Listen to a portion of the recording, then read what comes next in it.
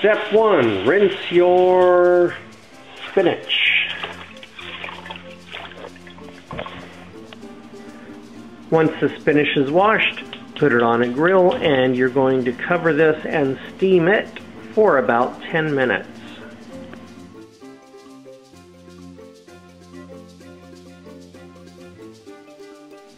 Now take cooked fish, any kind of fish, this happens to be salmon, but take cooked fish and flake it into small pieces, not pulverized, but flaked.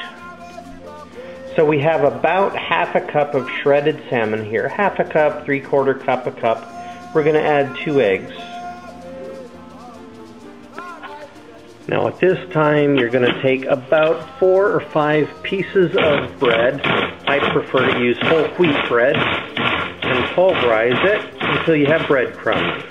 Now, I don't get kickbacks or residuals, but this ultimate chopper that you can buy on TV is just wonderful.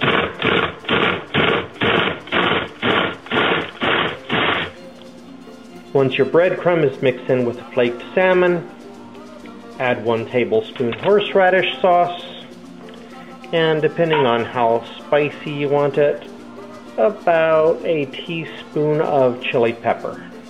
Take an onion, and if you want large pieces of onion, you can just chop it. I prefer small pieces of onion, so I'm going to mince it in the food processor.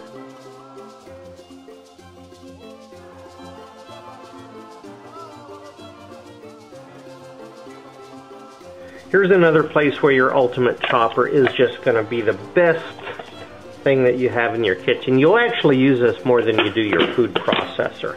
Put your onion in there, couple pulses, and it's ready to go. We're going to add our minced onion, a little bit of salt.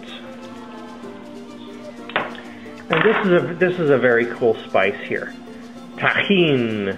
Anyway, it's good on fruit, it's good on salads, it's good on a lot of things. We're just going to add a little tahine in here also.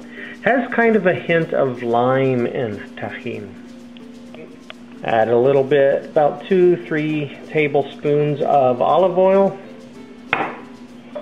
about 2 or 3 tablespoons of balsamic vinegar, white or black pepper, depending on your preference, and chopped chives from the IRC community garden. Our spinach has finished steaming, and we're going to put it on a chopping board and mince it fine and then squeeze it.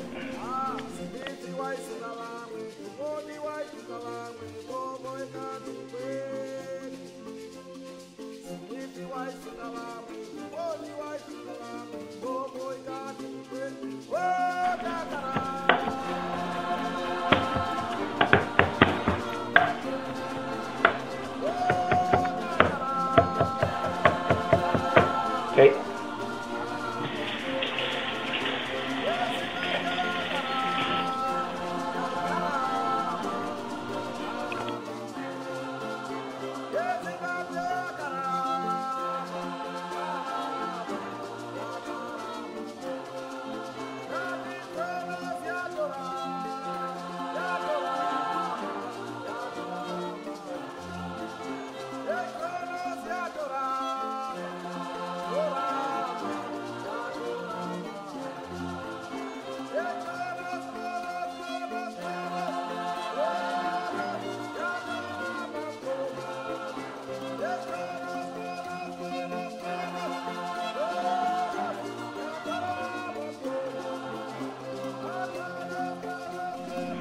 Once the spinach has been completely squeezed dry, mix it in with everything else. 3-inch or 4-inch cookie cutting ring or biscuit cutting ring, and put some of your mixture into it and press it down so that it becomes a nice firm patty.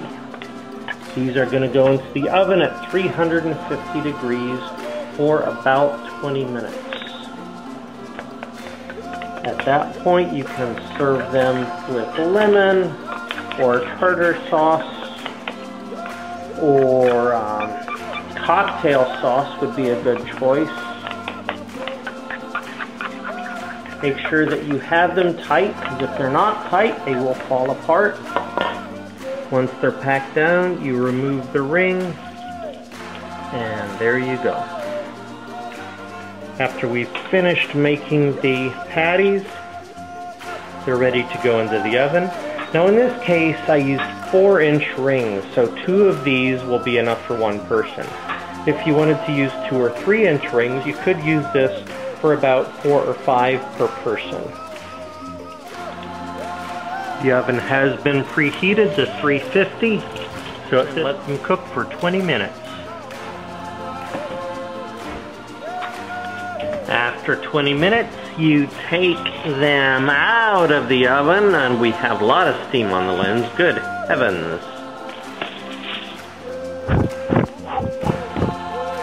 Okay, so here we have our finished cakes, 1 or 2 per person, served with tartar sauce or lemon sauce, and Grandpa cooks. The salmon cakes are finished, and they are being plated with a little sprig of cilantro or parsley